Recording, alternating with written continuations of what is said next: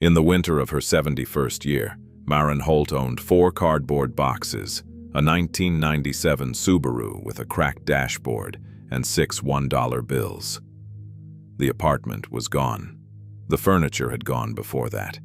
18 months of hospital invoices, billing departments, and certified letters had taken almost everything else. She had not asked for help. She had not known how. The county auction listing described the property as a commercial structure, non-operational, as he is, located at the end of a dirt track off County Road 9 in a place called Callaway Flats. There was no photograph. There were no other bidders. The clerk looked at the 6 singles she laid on the counter and said nothing. Maren signed where she was told to sign, folded her copy of the deed, and walked back out into the cold. What she found at the end of that road was a 2-story brick building from 1887. Windows boarded. One rusted Western Union sign still bolted above the door. The mortar between the courses going soft and gray with age. It looked like the kind of place a town forgets on purpose. It looked like the end of something. She put her hand on the door and pushed, and the darkness inside smelled of oak and machine oil, and something older still, the particular silence of a room that has been holding its breath for a very long time. But the walls were not empty. Inside, threaded through ceramic brackets and cast iron cabinets, ran wire that had no business still being there, and beneath the floorboards, behind panels that had not been touched in decades, someone had left things behind. Not by accident, with great care. With patience measured not in days or months, but in the long, quiet arithmetic of an entire life. This is the story of what Maren Holt found inside the old Callaway Flats telegraph office, and of the man who had been waiting, in his own way, for someone exactly like her to arrive. The eviction notice had been taped to the door on a Tuesday, not slid under it, not mailed. Taped. The kind of thing a person sees from the end of the hallway and already knows what it is before they are close enough to read it. Maren Holt stood there for a moment with her key in her hand, her canvas grocery bag hanging from her wrist, and then she walked the rest of the way down the hall and peeled it off. She folded it once. She put it in her coat pocket. She went inside and put the groceries away. She had lived in apartment 4B on Sycamore Street in Dunmore for 11 years. Ray had picked it. He liked the second-floor corner windows and the way the light came in during the afternoon.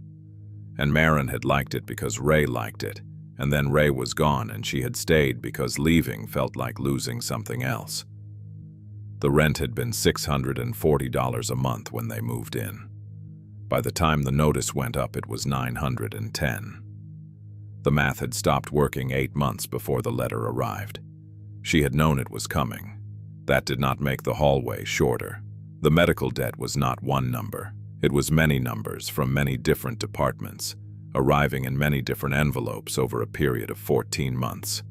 Cardiology, radiology, a separate bill from the anesthesiologist, who apparently worked for a different company than the hospital itself. Maren had a shoebox on the closet shelf where she put them. At a certain point, she stopped opening them and simply put the envelopes in whole. The shoebox filled. She got another one. Ray had worked 33 years at the Dunmore Machine Works and had carried insurance the entire time, and still the numbers came. That was not a complaint. That was just the shape of how things went. She had $62 in her checking account on the morning she drove to the county seat to look at the tax auction listings. She had not planned to go. She had seen a notice stapled to the corkboard at the post office where she used to work, below a flyer for a lost terrier, and above a card advertising piano lessons. And something in her had gone quiet and decided, without asking the rest of her first. The drive to the county seat was 40 minutes on Route 31. She listened to the radio and did not think about very much.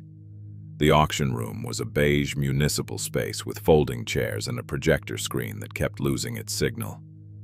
There were 11 properties listed. Most of them drew multiple bidders, men in canvas work coats with phones and notebooks, women who moved through the room with the particular ease of people who had done this before. Maren sat in the second row and watched. She had not brought a notebook. She had written the address of the last property on her hand in ballpoint pen. County Road 9, Callaway Flats, commercial structure, non-operational, as is. The auctioneer moved through the list the way a man moves through a task he has done so many times, it no longer requires his full attention. The bids on the first 3 properties opened at $4,000 and climbed from there. The fourth drew a brief, flat silence before someone near the back started at $2,500. Maren watched the screen in the room and kept her hands in her lap. When the last property came up, the auctioneer read the description in the same flat register he had used for all the others. He opened the floor. Nobody moved. Nobody. The silence stretched out long enough to become slightly uncomfortable, and then Maren raised her hand and said $6. The auctioneer looked at her. The minimum bid on a non-operational AS's commercial property with outstanding remediation flags was $6. He had opened at the minimum because that was procedure. He had not expected anyone to meet it. He looked at her for a moment, then looked at the room, then looked back at her and said, "Going once." Nobody moved. Going twice. A man near the door shifted his weight. Sold.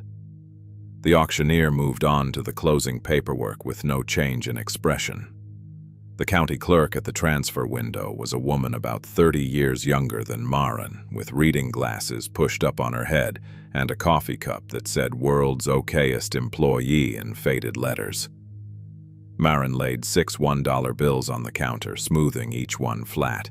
The clerk looked at the bills and then at Maren, and then back at the processing form, and she stamped it in 3 places and slid the deed copy under the partition without comment. Maren folded it and placed it in the same pocket as the eviction notice. She thanked the clerk. The clerk said, "Have a good one," and reached for her coffee. She sat in the Subaru in the parking lot for a few minutes before she started it. The deed was a single sheet, county formatted, with the property address typed in the top quarter and a parcel number and a brief legal description she would need help to understand.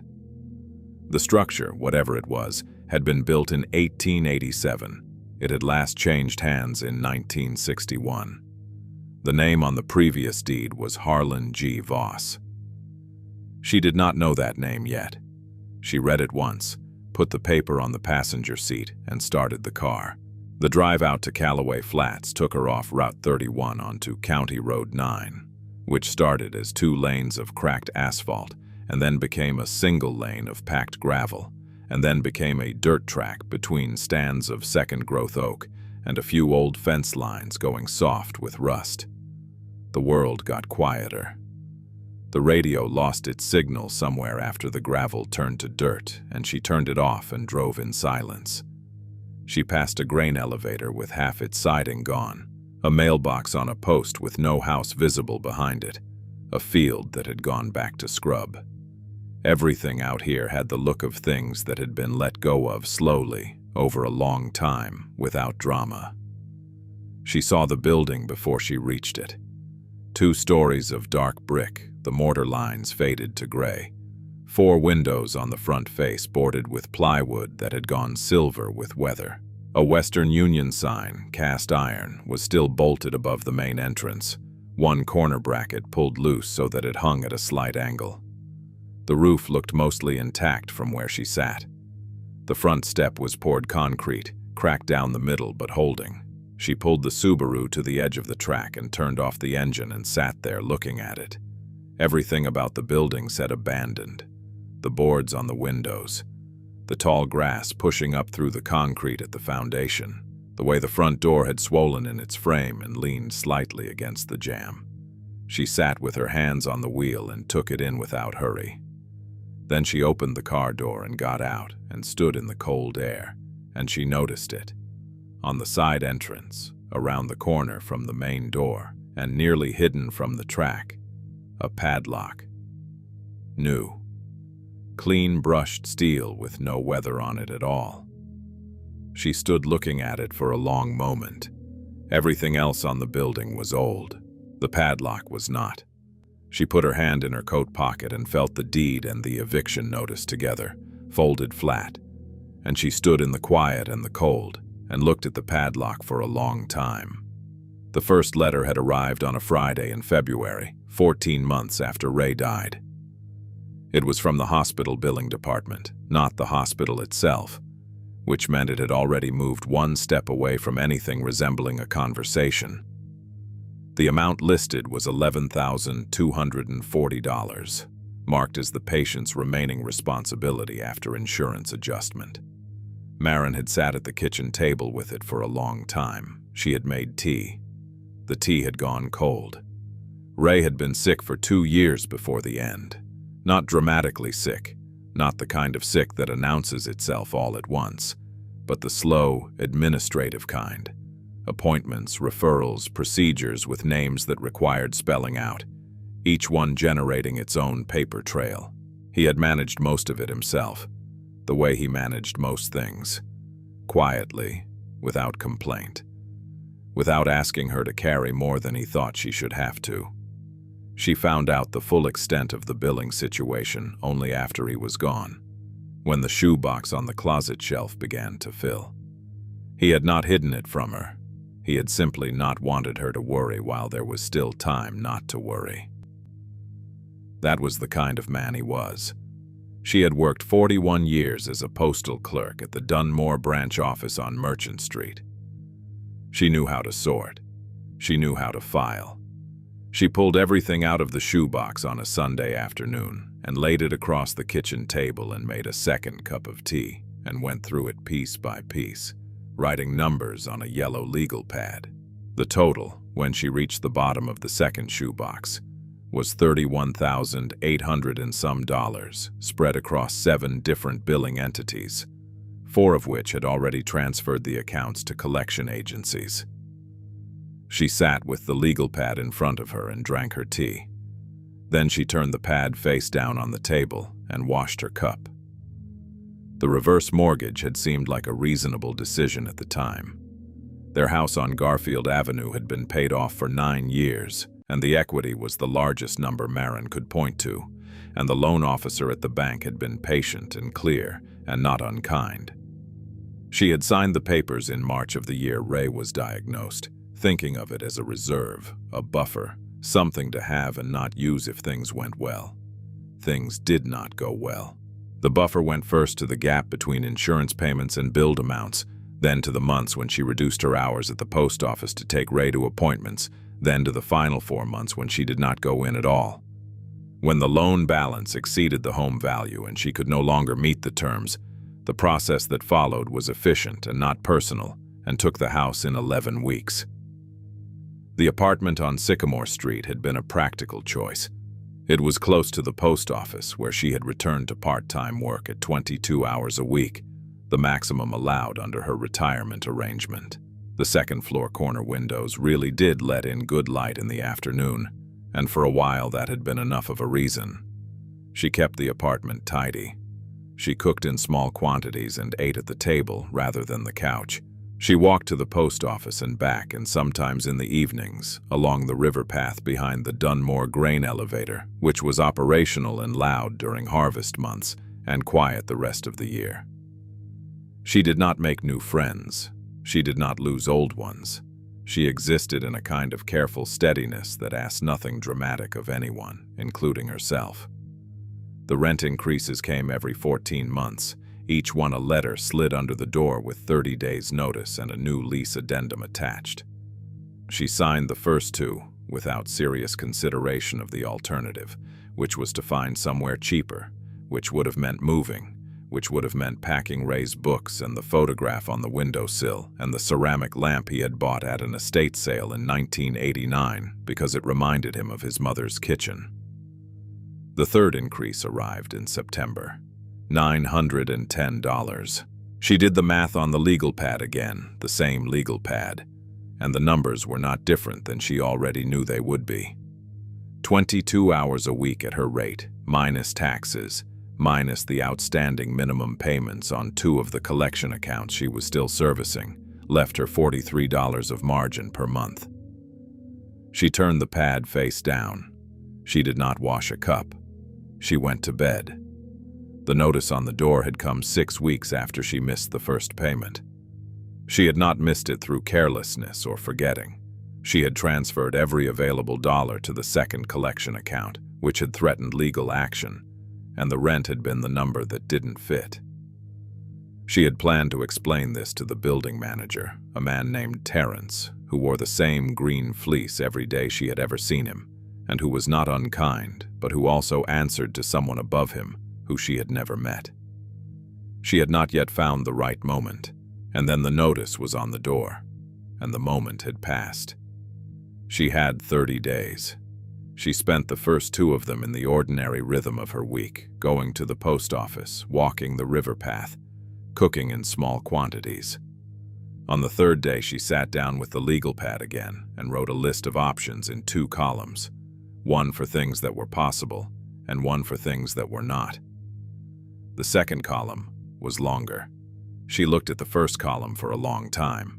At the bottom, in smaller handwriting, she had written, "County tax auction, Thursday, listed on the corkboard, non-operational properties, minimum bids." She had written it without deciding anything. She studied it the way she studied most things. Steadily, without hurry, without asking it to be more than it was. She took $60 from the checking account on Wednesday morning, which left $2 and some cents.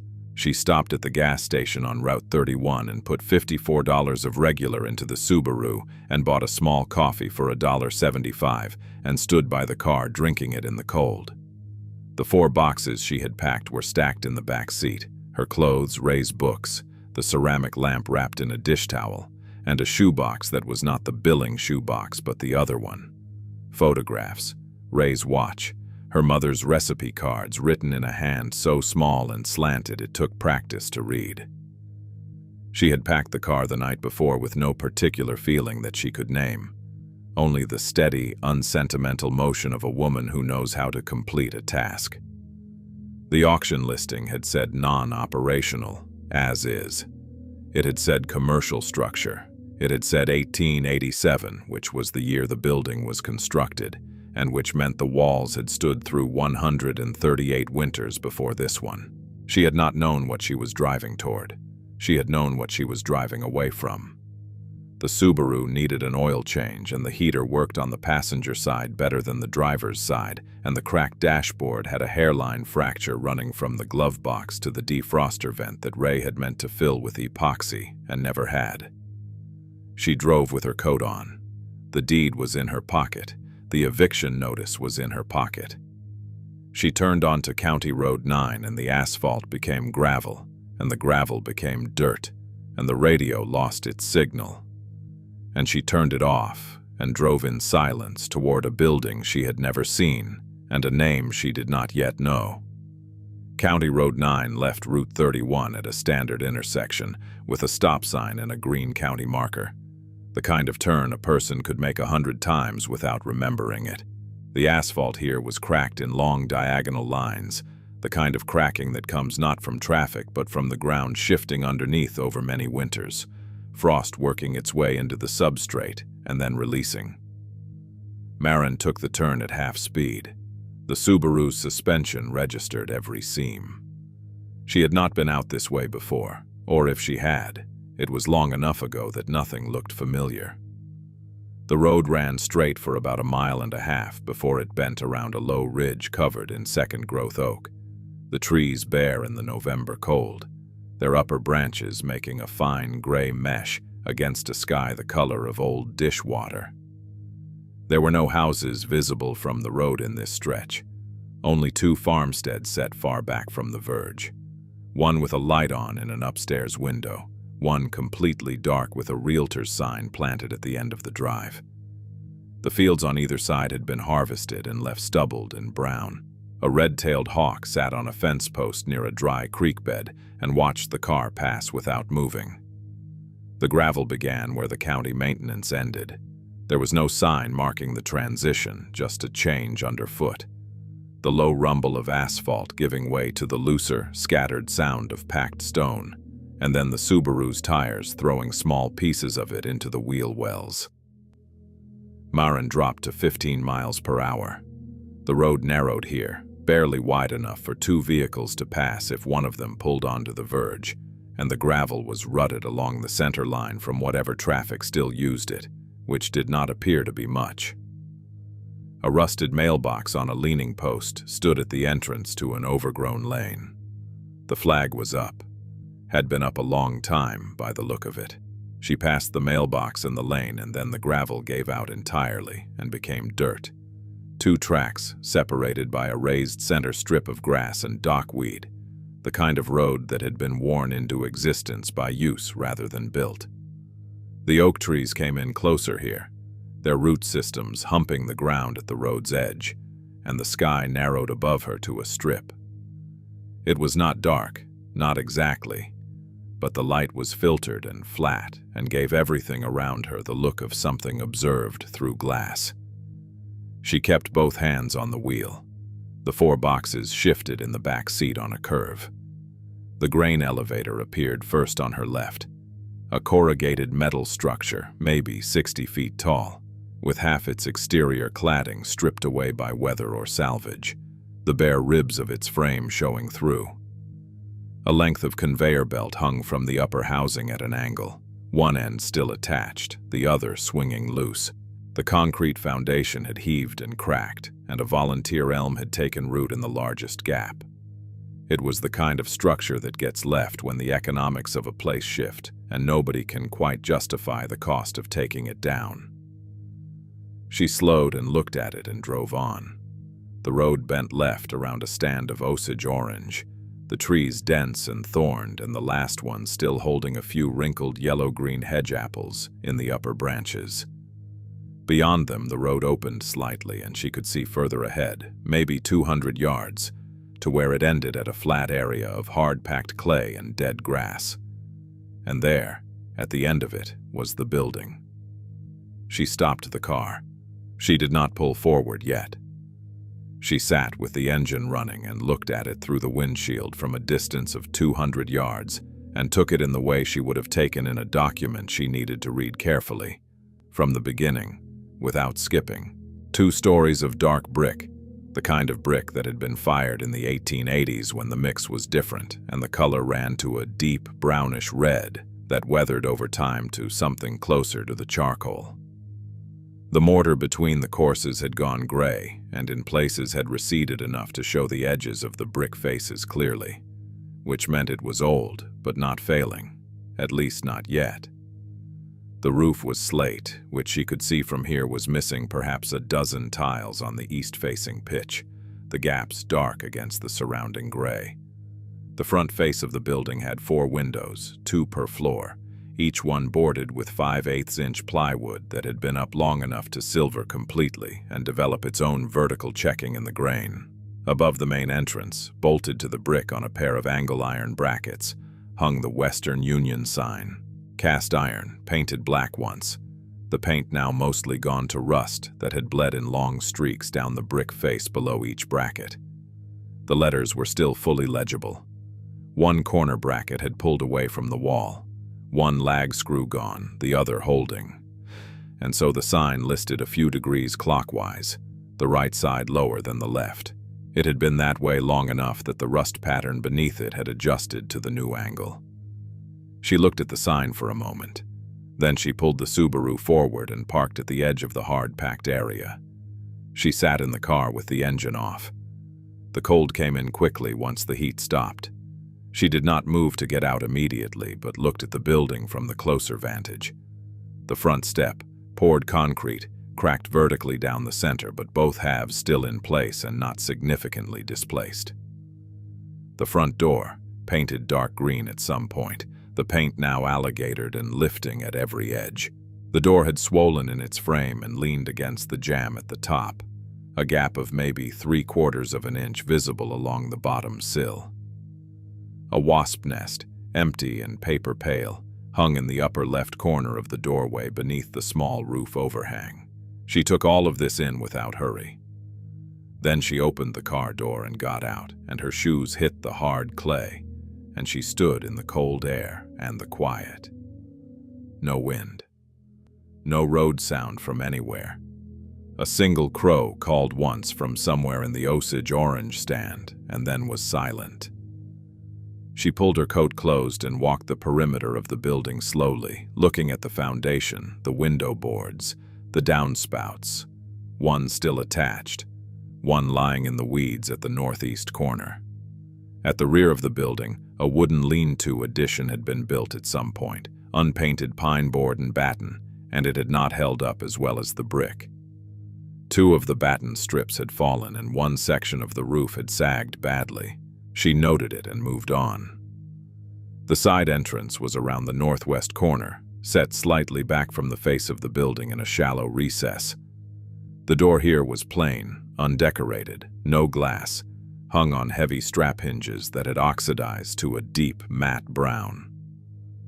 And on the hasp, a padlock. Maren stopped. She leaned forward and looked at it without touching it. The lock was a solid brass-bodied model, the shackle showing no corrosion, the surface of the body still carrying a faint manufacturing sheen. She straightened up and looked at the door, and then at the lock again, and then at the building as a whole. Everything on and around the structure measured its age in decades. The padlock measured its age in months, maybe less. She put her hand in her coat pocket and felt the deed and the eviction notice folded flat against each other, and she stood in the cold and the quiet and looked at the lock for a long time. She went back to the car and sat with the deed on her knee and read the parcel description again. The property boundary ran from the dirt track to a surveyed line 160 feet north and east to a creek bed that was not visible from where she sat. It was hers. All of it. The brick, the boards, the rusted sign, the padlock she did not yet have a key for. She folded the deed and put it back in her pocket and looked at the building and thought about what she had in the car that could be useful. The answer was not much. Her neighbor on Sycamore Street, a man named Gus Pelham who drove a heating oil truck and kept his tools in a wooden box in the bed, had waved to her the morning she loaded the Subaru. She had not explained where she was going. He had not asked. But when she came back from her second trip to the car, there was a short pry bar lying on top of the box in her back seat, a Estwing, 18 inches, with a blue rubber grip cracked at the neck from long use. And Gus was already back inside with his door closed. She had put it in the box without comment. Now she took it out and held it and was glad for it. The front door was the obvious entrance, but not the practical one.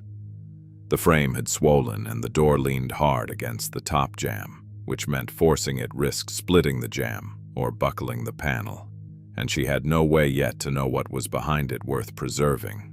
She went back to the side entrance instead and studied the hasp.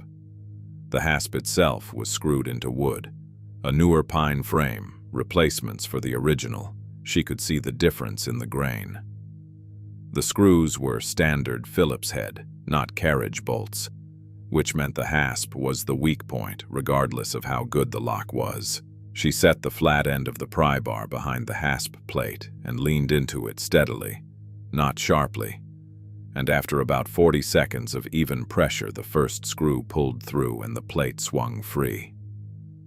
She pushed the door open with her shoulder. The smell hit her first. Not rot, not mildew exactly, but a deep, settled dryness with something underneath it.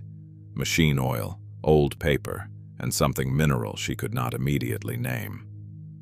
The light from the open door reached about 12 feet into the interior, and then the dark took over. She stood in the doorway, letting her eyes adjust. The floor was wide plank pine, maybe 12 inches per board, dark with age and grime, but not soft underfoot where she tested it near the sill. The ceiling was 10 feet, pressed tin, the pattern a repeating diamond with a rosette at each intersection. A good amount of it was intact. She stepped inside. The cast-iron relay cabinet was the first thing she identified clearly. It stood against the north wall, roughly 4 feet wide and 6 feet tall, bolted to the wall through a backing plate with 3/4-inch lag screws, the heads square-cut in the style of hardware from the building's era. The cabinet face had 12 ceramic terminal blocks in 2 rows, each one with a binding post screw, and from each terminal ran a length of wire, gutta percha insulated, the outer jacket gone stiff and slightly brittle. Charcoal gray, threaded through white ceramic knob and tube brackets fixed to the wall framing at regular intervals. The wire ran up to the ceiling, across the pressed tin, and disappeared through a fitting in the east wall. It had no business still being there. It was still there. She moved through the space carefully, testing each board before she committed her weight. The operator's desk was along the south wall, a heavy piece, solid oak, with a roll top that was locked or stuck or both. The tambour slats bowed slightly outward in the center. The desk had a leather inset on the writing surface that had dried and cracked into a mosaic of small, irregular pieces, most still adhering. The chair that belonged to it was tucked underneath, a plain wooden swivel on a cast-iron base, and it still turned when she pulled it out, the mechanism stiff but functional. She stood behind the desk and looked at the room and thought about the man who had sat here, and then she moved the chair aside and crouched to look at the floor. The floor beneath the desk was different from the rest. The boards in the main space ran north to south, but directly under the desk's knee well, a section of perhaps 3 boards running east to west showed seams that did not match the surrounding floor. Slightly tighter, slightly newer, the grain pattern interrupted. She ran her finger along the longest seam and felt it give just slightly with the pressure. She went to the Subaru and got the pry bar, and came back and crouched again, and worked the flat end into the seam at its narrowest point, angling the bar to avoid splintering the face of the board. The wood was swollen with age and did not want to move. She applied pressure steadily, shifted the bar 2 inches, applied pressure again. The board groaned once, low and reluctant. It took her 20 minutes. Her palms were red and her knees ached from the crouch, and she had to stop twice to shake out her hands. The middle board came up first, then the flanking ones, and beneath them she found a recess cut into the subfloor. Not a natural gap, but a deliberate one, the edges clean and square, the interior lined with a sheet of thin lead, the kind used for X-ray barriers, crimped at the corners and soldered flat. The lining was intact. Sitting in the recess, resting on the lead without any packing around it, was a metal box. Tin, painted black once, the size of a large hardcover book. It had a hasp and a small padlock, a combination dial type with 4 digits, the kind sold at hardware stores for a few dollars in the 1950s and 60s. She lifted the box out and set it on the desktop. It was heavier than it looked. She tried the combination dial at 0000 and then at 1234, which were the 2 most common combinations for that style of lock, and neither worked. She set it down and looked at it without forcing it, and thought about the new padlock on the side door. Someone had been here recently. Someone had known about this box. She was not certain those were the same person, and she was not certain they were not. She set the box on the passenger seat of the Subaru and went back inside. The relay cabinet drew her back. She stood in front of it and examined the lag screws in the backing plate, 4 of them, the heads worn but not stripped. The cabinet itself was sealed along the front edge with a turn latch mechanism, a flat steel tab that rotated into a keeper. And when she tried it, the latch moved, stiff but not locked. The cabinet door swung outward on heavy hinges. Inside, the original relay mechanism was still present, a row of electromagnetic relay coils on a wooden mounting rail. The coils wound with fine copper wire that had oxidized green at the terminal ends, each coil connected to the next by a short braided jumper. Below the relay rail, a narrow shelf held a row of glass fuse holders, empty, and beside them a folded paper tag on a string, the kind used for inventory in an earlier era. She lifted the tag and held it to the light from the doorway. Written on it in a careful, small hand, in pencil. Check below the cabinet. March. It was not dated by year. She set the tag back on the shelf and looked at the floor beneath the cabinet for a long time. She slept the first night in the car. She had not planned to, but by the time she had covered the open floor recess with the boards laid loosely back in place, carried in 2 of her 4 boxes, and eaten half a sleeve of crackers she found in the glove box, the light outside had gone completely, and the temperature inside the building was the same as the temperature outside, which was 31 degrees according to the Subaru's dashboard display. She ran the engine for warmth in 2 30-minute intervals and slept in between, upright in the driver's seat with her coat over her shoulders. She woke once at 3 in the morning to the sound of something moving on the roof, a branch, or a bird, or the slate tiles shifting in the cold. She listened until it stopped and then went back to sleep. In the morning, she drove into Callaway Flats, which was 4.5 miles east on the dirt track, and then the gravel, and then the county road, and then a left onto what the hand-painted sign called Main Street, but which was in practice a 2-block commercial strip with a diner, a feed and seed, a closed insurance office with old paper in the window, a barbershop with a pole that was not turning, and Dellinger's Hardware, which had a lights-on sign and a pickup truck parked in front and an open door. She parked behind the truck and went in. The bell above the door was a real bell, the old kind, a small brass dome on a spring bracket, and it rang with the particular resonance of something that has been doing the same job for a very long time. The interior of Dellinger's Hardware was the kind of space that takes a moment to read. The shelves ran floor to ceiling on 3 walls, wood shelves, the brackets hand-set, and they held the kind of inventory assembled over decades rather than ordered from a catalog. Bins of loose hardware sorted by size and type, coils of rope in several gauges, cans of linseed oil and Japan dryer and navel jelly, a row of hand planes in varying sizes with their blades protected by strips of corrugated cardboard, a glass case near the register containing levels and squares, and a few folding rules of the wooden jointed type. The smell was linseed oil and sawdust, and the faint iron smell of old hardware. Maren stood inside the door and let her eyes move through the shelves. The man behind the counter was tall, still tall, the kind of tall that persists through age even when everything else softens. He was 79 or thereabouts, with a face that had been outdoors for most of its years, and a pair of reading glasses pushed up on his forehead that he had clearly forgotten were there. He was sorting a box of wire staples into a bin when she came in, picking through them one-handed without looking at them, the way a person handles something they have handled 10,000 times. He looked up when the bell rang and nodded once.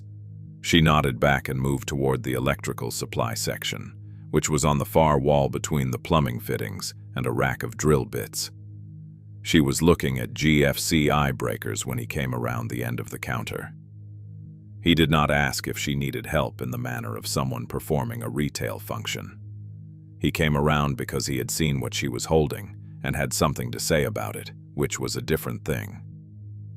He looked at the breaker in her hand, and then at the ceramic knob and tube insulator she had put in her coat pocket that morning before leaving the building, and which was now half visible above the pocket's edge. He said, "That came out of the Voss building." It was not a question. She said she had bought it at the county auction. He said he had heard the building finally sold. He said he had not known to whom. His name was Clem Dellinger. His father had opened the store in 1941, and Clem had worked in it since he was 11 years old, and had owned it outright since his father's death in 1983. He knew every building in Callaway Flats and most of the buildings on the roads out from it, because at one time or another, most of them had needed something that came from these shelves. He knew the Telegraph office the way he knew all of them, by its particular requirements, by what it had taken over the years, by the name of the man who had come in for those things. He set the box of wire staples on the counter and told her about Harlan Voss without being asked, in the same matter-of-fact register he might have used to describe the load-bearing specifications of a ridge beam.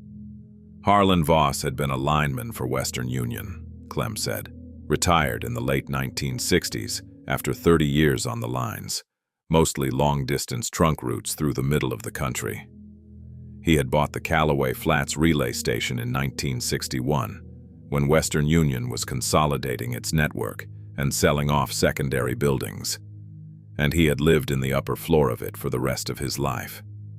He had not been a sociable man, not unfriendly but private, the kind of private that comes from years of solitary work on poles and towers in all weather. He had come into Dellinger's every few months for one thing or another: electrical fittings, a specific gauge of wire, once a set of ceramic standoff insulators that Clem had to order from a supplier in Cincinnati. He had always paid cash. He had always said thank you. He had died in the spring of 2019 at the age of 88, and after that the building had simply stood. Maren listened to this without interruption. She had her hand on the GFC eye breaker, and the ceramic insulator was in her pocket, and she stood in the aisle of Dellinger's hardware and listened to a man tell her about someone she had never met whose building she now owned. And she felt the particular quality of attention that comes when information is arriving that matters. She asked whether Harlan had family. Clem thought about it for a moment and said not that he had known of, not locally, and that if there had been anyone, they had not come around after he died. He said it without judgment, just as a fact of how it had been. She put the GFC eye breaker in the small basket she had picked up at the door and added a box of wire staples and 2 ceramic standoff insulators she found in a bin, and then stood for a moment looking at a coil of 12-gauge Romex on the shelf. The price tag on it said $14 and some cents, and she had a limited number of those. She put it back and moved toward the counter. Clem was already behind it. He looked at her basket and then reached under the counter and set a fresh coil of the 12-gauge Romex beside her items, and then reached to a shelf behind him and added a box of 1¼ inch lag screws, the size that would fit the backing plate on the relay cabinet. She started to say something. He picked up the basket and began adding up the items on a paper pad with a pencil, writing each one in a column the way people used to do before registers did it automatically. The total he wrote at the bottom of the column was for the items in the basket only. The Romex and the lag screws were not on it. She pointed at them. He said Harlan would have wanted the place used. She looked at him. He looked at his paper. She picked up the Romex and the lag screws and put them with the other items. She paid what was on the paper and no more because he did not give her the opportunity to offer more, turning to file the carbon copy of the receipt before she could extend anything further. She picked up the bag. He said, "That building has good bones." She said she believed it did. She thanked him. He said, "Come back if you need anything," in the voice of someone who means it as a practical statement rather than a pleasantry, and she went out through the door and the brass bell rang once behind her. She moved the relay cabinet on a Thursday morning, 8 days after she had first walked through the side door. She had spent those 8 days making the building livable in the most basic sense, sweeping decades of dust and mouse litter from the floors, tacking plastic sheeting over the 2 worst gaps in the boarded windows, running the new Romex from the side entrance to a single outlet she wired into the GFC eye breaker, which she connected to the external meter box that, against all expectation, was still active on the county grid under Harlan Voss's account. The power company had not yet closed it. She did not call them to explain. She plugged in a work lamp she had found in the lean-to addition, a trouble light on a long cord with a wire cage around the bulb, and for the first time since arriving she could see the whole room at once. Moving the relay cabinet required removing it from the wall first, which meant backing out the lag screws in the backing plate with a 1/2-inch drive ratchet she had bought at Dellinger's for $6 and some cents. The screws were 3 inches long and had been in the wall for 60 years, and they did not want to come out. She worked each one in small increments, a 1/4 turn loose, a 1/2 turn, back a 1/4 to break the rust seal, forward again, and it took her the better part of an hour to free all 4. The cabinet pulled away from the wall slowly, its weight considerable, and she walked it forward on its bottom edge in small rocking steps until it stood clear of the wall by 3 feet. She set the work lamp on the floor behind it and got down on her knees and looked, The wall behind the cabinet was original brick, the same dark charcoal red as the exterior. At the base of the wall, set flush into the floor where the wall met the pine planking, was a steel plate approximately 14 inches square, with a recessed ring pull in the center. The plate was painted the same dark floor color as the surrounding boards, which was why it had been invisible from any other angle. The paint had been applied carefully, feathered at the edges so that the plate's outline dissolved into the floor grain. Someone had wanted it found only by someone who knew to look. She sat back on her heels and looked at it for a moment. Then she hooked 2 fingers through the ring and pulled. The plate was hinged at the back edge and came up smoothly, the hinge mechanism clean and lightly oiled. Beneath it was a steel box, not tin like the first one but heavier gauge, the kind of steel used in fireproof document cases, with a combination lock on the front hasp. The lock was a 4-wheel type, the wheels engraved with letters rather than numbers, and she turned them one by one until they read VOSS and pressed the release lever, and it opened without resistance. Inside, nested in a layer of brown craft paper that crinkled when she touched it, were 3 items. A folded property survey on linen paper, the surveyor's notations in India ink.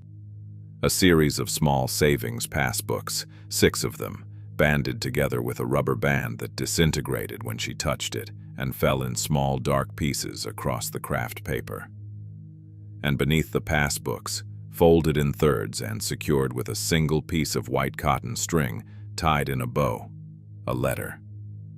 She carried everything to the operator's desk and set the work lamp on the roll top and sat in the swivel chair and unfolded the letter first. It was 4 pages, written front and back on standard ruled paper, in a hand that was small and careful and slightly right-leaning, the kind of handwriting produced by someone who had learned it as a discipline and maintained it as one. At the top of the first page, in the same careful hand, March 3rd. To whoever holds the deed. She smoothed the pages flat with her palm and read. Harlan G. Voss had been born in 1931 in a town called Mineral Ridge, the second of 4 children of a telephone lineman and a woman who took in laundry. He had gone to work for Western Union at the age of 19 and had spent the next 30 years on long-distance trunk lines, living out of company trucks and boarding houses and the occasional spare room offered by a farm wife along a route. He had come to Callaway Flats in the winter of 1960 to repair a relay fault on the eastern trunk line, and something about the place had held him. The particular quality of the light in late afternoon, he wrote, and the fact that nobody asked him much about himself. When the building came available the following year, he had bought it for $400 and had not left. He had lived simply. The upper floor had 2 rooms and a bathroom with a clawfoot tub, and he had needed no more than that. He had worked odd electrical jobs for farmers and businesses in the county for 20 years after his retirement, charging less than his work was worth, and sometimes not charging at all. He had no bank account after 1984, having developed a settled distrust of institutions he did not elaborate on in the letter, except to say that the distrust was earned and he stood by it. What money he kept in the passbooks, each one from a different savings institution in 4 different counties, opened at intervals of several years. He noted the total in the letter without drama, $61,400. He wrote, I was never sure what to do with it, and then I got old enough that it seemed better to leave it for whoever came after. But the money was not the part of the letter that made Maren stop and set the pages down and press the back of her hand to her face for a moment. That part came on the 3rd page. For 40 years, Harlan wrote, he had paid the property taxes on 11 parcels in Callaway Flats and the surrounding township, parcels belonging to families he had observed struggling with the county, notices the way he had once observed his own parents struggle.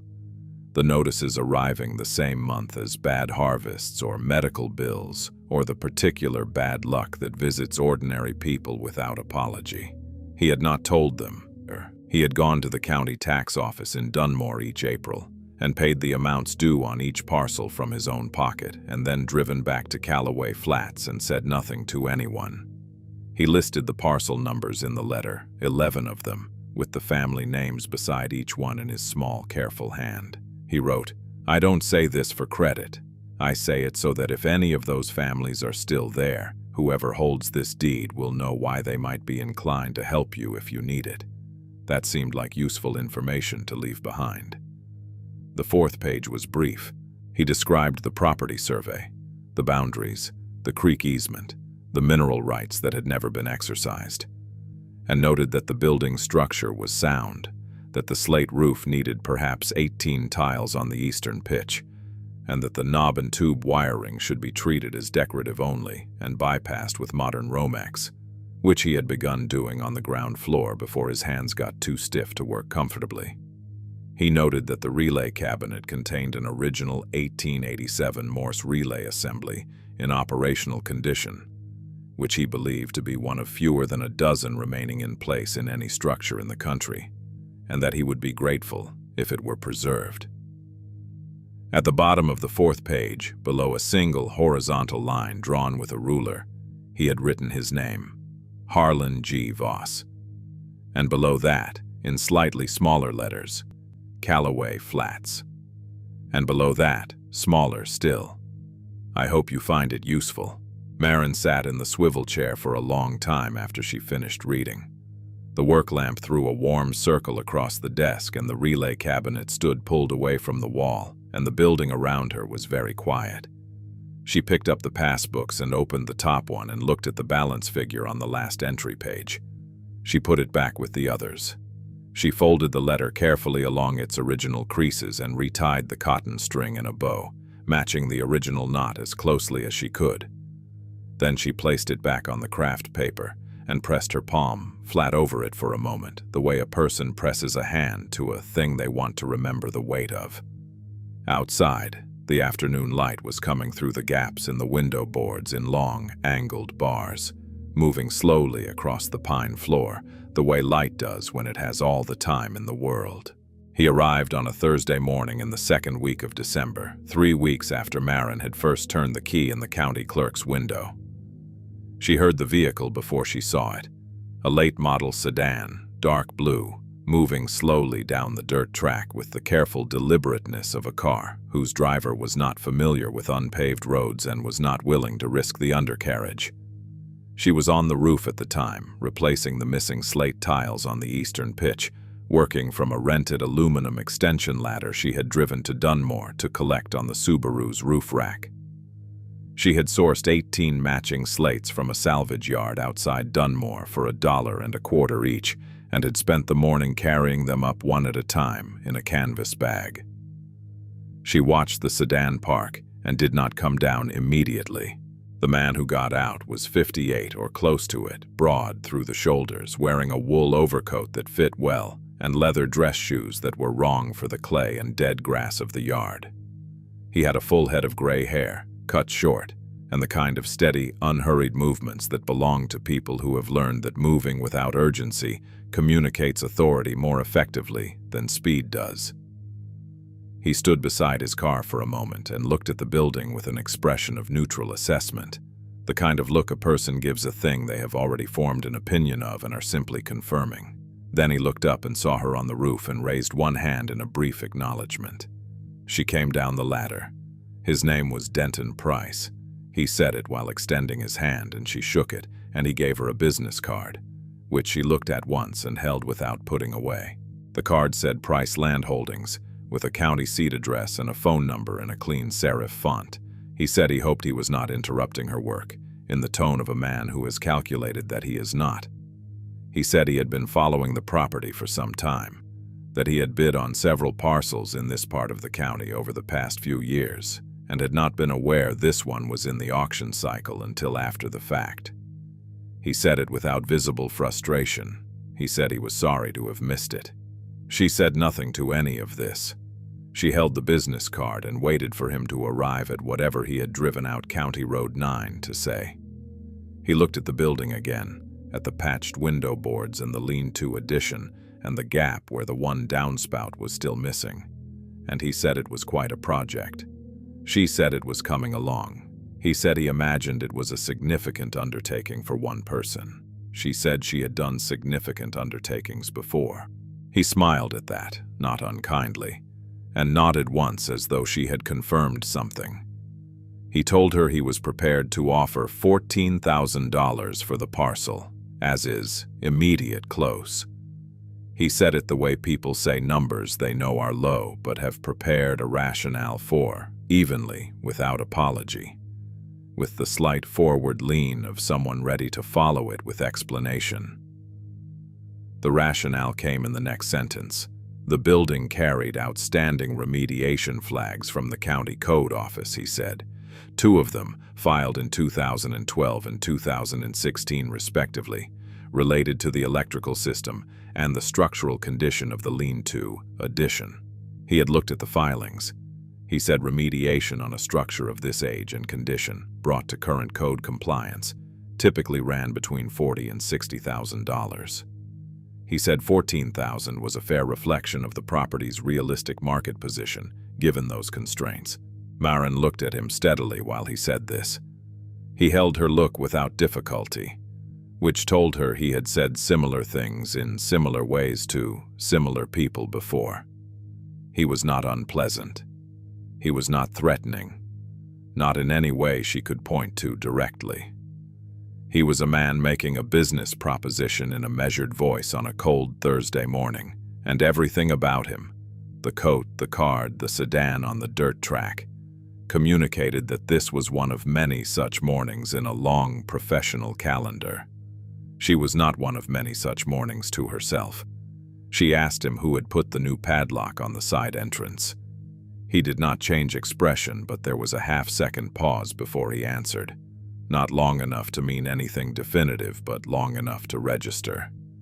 He said he had sent someone out to check on the property after the auction to assess the condition, and that his man had found the side entrance unsecured and had put a lock on it as a precaution. He said he hoped that had not caused her any inconvenience. He said it was not intended as a claim of any kind, just a practical measure. She said it had not caused her any inconvenience.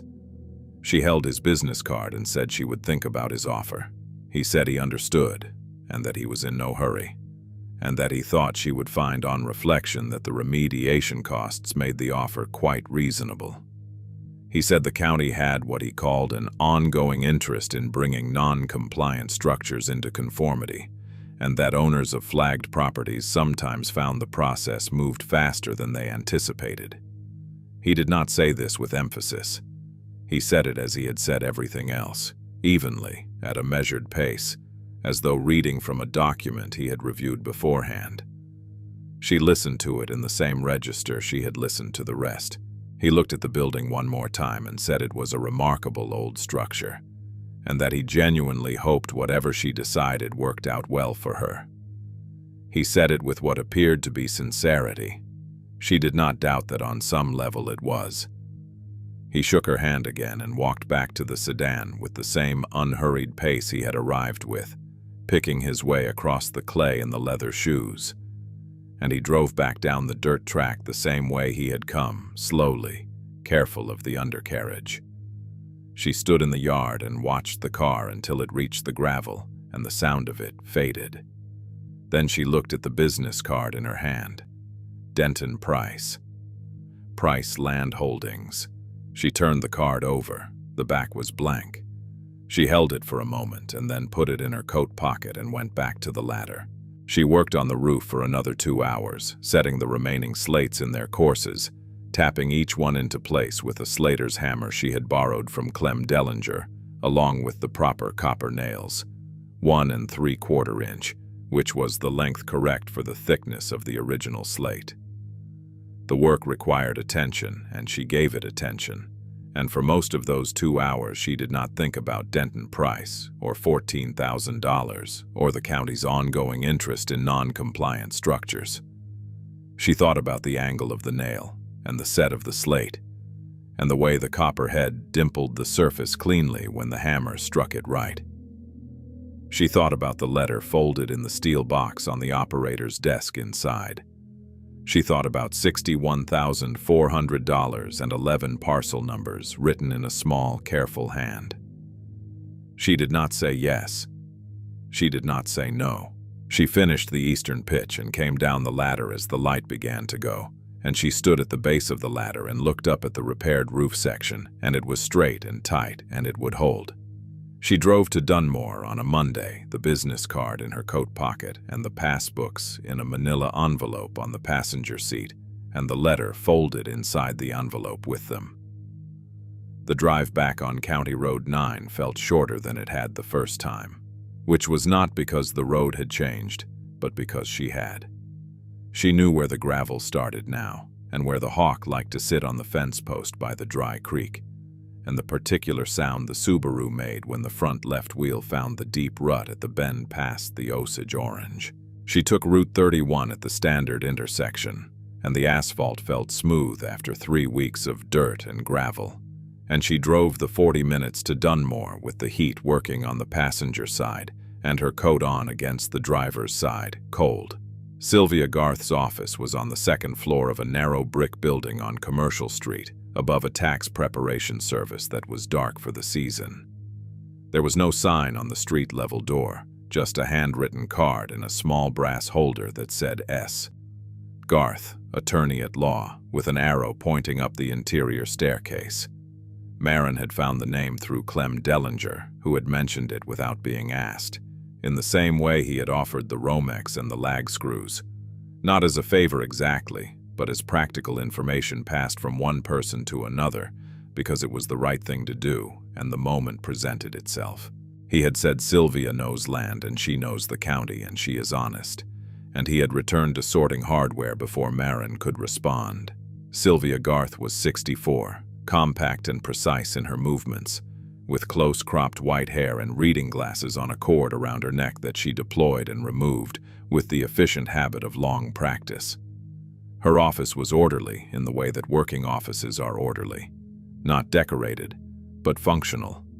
The shelves holding labeled binders and county plat books, and a row of thick reference volumes with cracked spines. The desk clear except for a legal pad and a cup of pens, and a small framed photograph turned at an angle Marin could not read from the chair across the desk. Sylvia listened to the whole of it without interrupting, which Marin appreciated. She laid the passbooks and the letter and Denton Price's business card on the desk in a row, and Sylvia looked at each one in turn and then picked up the letter and read it the same way Marin had read it, from the top, without skipping, without comment. When Sylvia finished the letter, she set it down and was quiet for a moment. Then she picked up the passbooks and opened each one in turn, noting the balance on the last entry page of each, writing a figure on her legal pad. The total she arrived at matched the figure Harlan had stated in the letter. She set the passbooks in a neat stack and looked at the Price business card without picking it up. She asked about the remediation flags. Marin told her the parcel numbers Price had cited and the filing years. Sylvia wrote them down and said she would pull the county records that afternoon. She said the flags were real. Nearly every older commercial structure in the county carried at least one, but that their existence did not create an obligation to sell, and that the county's timeline for enforcement on a flagged property and active remediation was typically measured in years, not weeks. She said Price knew that as well as she did. The survey Marin had found in the steel box was the piece that interested Sylvia most. She unfolded it carefully and studied the boundary lines and the parcel notation and the surveyor's stamp, which was dated 1959 and issued by a firm that Sylvia recognized as having done most of the county's parcel work in that era. She said the survey was clean and current enough for title purposes, and that combined with the deed from the auction, it established Marin's ownership without ambiguity. She said Harlan Voss had apparently been meticulous about the property's legal standing, which was consistent with what the letter suggested about the kind of man he was. She said it the way Clem had said things about Harlan, plainly with a quiet respect that did not require elaboration.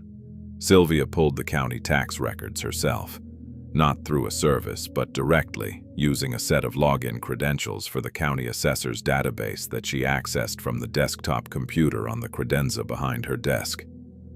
She read down the screen in silence for several minutes. Then she turned and looked at Marin and said the 11 parcel numbers in Harlan's letter corresponded to 11 active residential parcels in Callaway Flats Township, all of them currently in good standing, all of them showing consistent payment history going back decades. She pulled up the payment records on 3 of them at random. In each case, the annual tax payments showed a pattern. Paid in full each April via money order, from a payer listed only by the parcel number reference, no name attached. April after April after April, she turned back to Marin and said, 38 years on the earliest one. Marin looked at the screen. Neither of them said anything for a moment. Sylvia drafted a response letter to Price that afternoon, which Marin read and approved, and which Sylvia sent by certified mail to the Price Land Holdings address on the business card. The letter was 3 paragraphs. It established Marin's clear title, noted that the property was in active remediation under owner management, and therefore not subject to accelerated county enforcement, and declined the offer of $14,000. The 3rd paragraph was 1 sentence. It said that if Mr. Price wished to make a further offer at a figure reflecting the property's actual value, the owner would consider it, and if not, this communication could be considered a final response. Sylvia charged her $60 for 2 hours and the certified mail fee. Marin wrote a check on the account she had opened with the first of the passbook funds, the account now carrying enough to make a check feel like an ordinary thing rather than an act of calculation. What happened in Callaway Flats over the following 2 weeks was not dramatic. It did not happen all at once.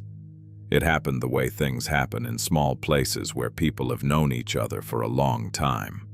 In ones and twos, quietly, without announcement. Clem Dellinger mentioned to a woman named Ruth Parrish that the new owner of the Voss building had been asking after Harlan's history, and Ruth Parrish went home and looked at 38 years of April tax receipts in a shoebox in her closet and understood something she had never understood before. A man named Dale Witt, whose family had farmed the same parcel since his grandfather's time and who had come close to losing it in 2008, stopped by the Telegraph office on a Tuesday with a jar of apple butter and set it on the front step and knocked and drove away before Marin reached the door. A woman named Corinne Sable, who ran the diner on Main Street in Callaway Flats, called Clem to ask if it was true, and Clem said it appeared to be. And Corinne sat down in the chair behind her counter and was quiet for a long time. By the 3rd week of December, they came to the building, not in a group, not organized, but in the steady accumulating way of people who have arrived at the same understanding from different directions and are moving toward the same place. They brought what they had. Dale Witt brought 2 hours on a Saturday with a reciprocating saw and helped Marin take down the failing lean-to addition to its foundation. Corinne Sable brought lunch for both of them in a covered dish and stayed to help carry the debris to the burn pile. Ruth Parrish brought her son, who was an electrician, and he walked the building with Marin one afternoon and wrote down what the remediation would actually cost, which was $11,200, less than the hospital bill that had started all of this, and well within what the passbooks held. Denton Price did not respond to Sylvia's letter.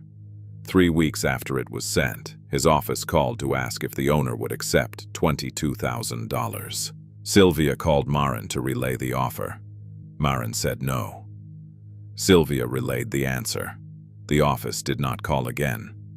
It was not a victory that required celebration. It was simply a door that had been tested and found it opened inward, and so it stayed closed.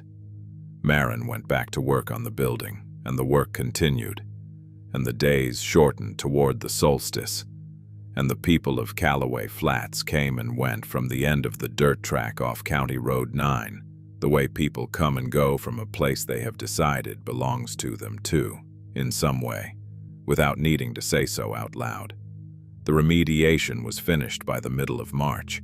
Ruth Parrish's son, whose name was Owen, worked 3 Saturdays and 2 full weeks of evenings running the new 12-gauge Romex through the walls in clean runs, bypassing the knob and tube entirely, but leaving the ceramic brackets and the gutta-percha wire in place along the upper wall where they were visible. Because Marin had asked him to, and because he understood why without needing it explained. He pulled the proper permits from the county building office and scheduled the inspection, and the inspector, a man named Gerald Foss, who had been doing the county's electrical inspections for 22 years, walked the building one morning in late February and signed off on everything Owen had done and said it was good work. The remediation flag was lifted on February 28th. She did not call Sylvia to report it. She drove to Dunmore and told her in person, and Sylvia said good, and poured 2 cups of coffee from the pot on her credenza, and they drank them at the desk without making more of it than it was. The counter came from a salvage place in the next county, a solid oak bar top that had come out of a general store closed in the 1980s, 8 feet long and 2 inches thick, with a worn groove along the front edge where decades of hands had rested. Dale Witt helped her carry it in and set it on the 2 oak trestles she had built from lumber bought at the Dellingers' yard, following dimensions she had worked out on the back of a county plat printout. The counter sat along the south wall, perpendicular to the operator's desk, which she had kept and refinished. The leather inset replaced with a new piece cut to the original dimensions, dark burgundy, fitted with a bone folder along the edges. The roll top had yielded eventually to patience and a careful application of paste wax on each tambour slat, and it opened and closed cleanly. Now. She kept Harlan's letter inside it, in the steel box, on the original craft paper. The relay cabinet went back against the north wall, re-anchored with new lag screws into fresh blocking she had sistered into the original framing. Owen had wired a small LED strip along the underside of the cabinet's top edge, warm-toned, aimed at the relay coils and the original ceramic terminals, so that the assembly was lit from below, the way a display case is lit, not brightly, but enough to see the copper wire windings and the green oxidation at the terminal ends and the row of empty glass fuse holders. She had typed a small card on the manual Underwood typewriter she found in the lean-to debris, cleaned and re-ribboned.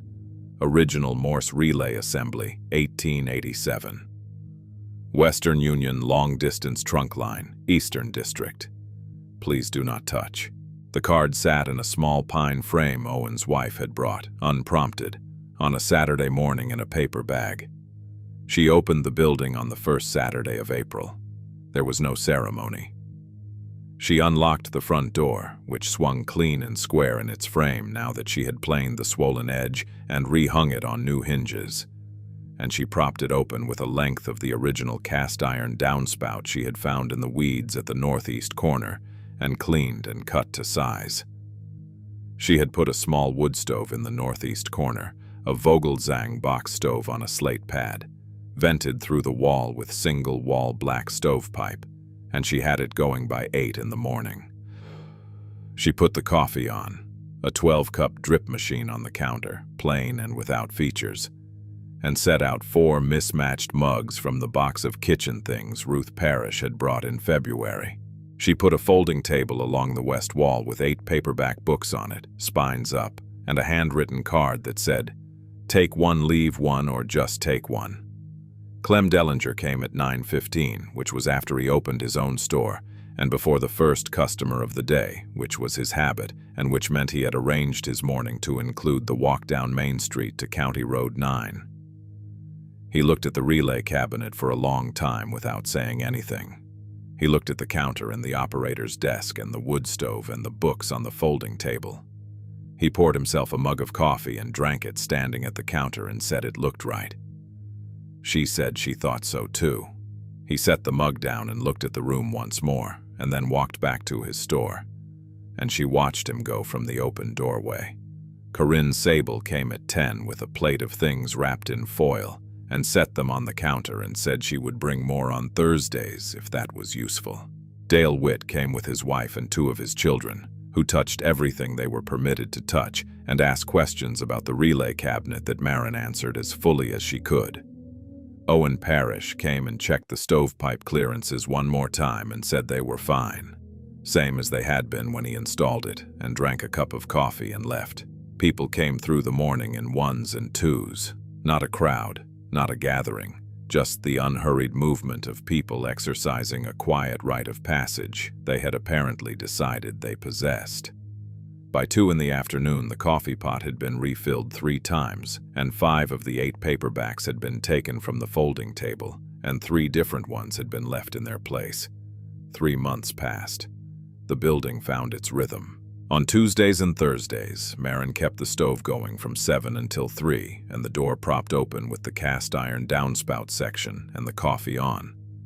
And people stopped when they were passing, and sometimes when they were not particularly passing but had decided to make the drive out anyway. A retired schoolteacher named Vaughn started coming on Tuesday afternoons and reading at the operator's desk for 2 hours, and after a few weeks he started bringing additional books and adding them to the folding table without comment. The table grew. A second folding table appeared one morning, left by someone overnight, and she set it up along the same wall and filled it too. On the second Tuesday of July, at 11:15 in the morning, a woman appeared at the open door. She was perhaps 35, wearing a canvas jacket with a broken zipper, carrying a single bag that had the look of everything she owned fitting inside it. She stood in the doorway without coming in, looking at the room and the stove and the counter, in the way a person looks at something they want very much, but have not yet established permission to want. Marin was at the operator's desk, going through a folder of county plat records Sylvia had sent. She looked up. The woman at the door said she had seen the building from the road and had not been sure if it was open. She said she was sorry to bother anyone. Marin set the plat folder on the desk. She did not ask any questions. She got up and took a mug from the row on the counter and filled it from the pot and set it on the near end of the counter, and she gestured at the stool she kept there. A plain wooden one, the kind sold at hardware stores for standing at a workbench. The woman came in and sat on the stool and put both hands around the mug. She did not say anything else, and neither did Marin. Outside on the dirt track, a crow landed on the fence post at the edge of the hard-packed yard and stood there for a moment and then lifted off again without particular hurry. By late afternoon, the light came through the original wavy glass windows. 2 of the 4 she had deboarded and reglazed, the original glass saved and reset in fresh putty. And it moved across the wide plank pine floor in slow bars, amber and unhurried, the way light behaves in old rooms that have learned to receive it. The wood stove ticked softly as the afternoon heat eased. The relay cabinet glowed under its warm LED strip, the copper windings patient and still. The smell of the room was oak and coffee, and the faint iron smell of the stove, and underneath everything that older smell, the one she had noticed the first day, machine oil and settled time. The woman with the canvas bag had fallen asleep in the chair by the window, her hands loose in her lap. Marin left her there and went to plane a sticking edge on the side door, which swelled in damp weather and needed attention, the same as everything old needs attention if you mean to keep it.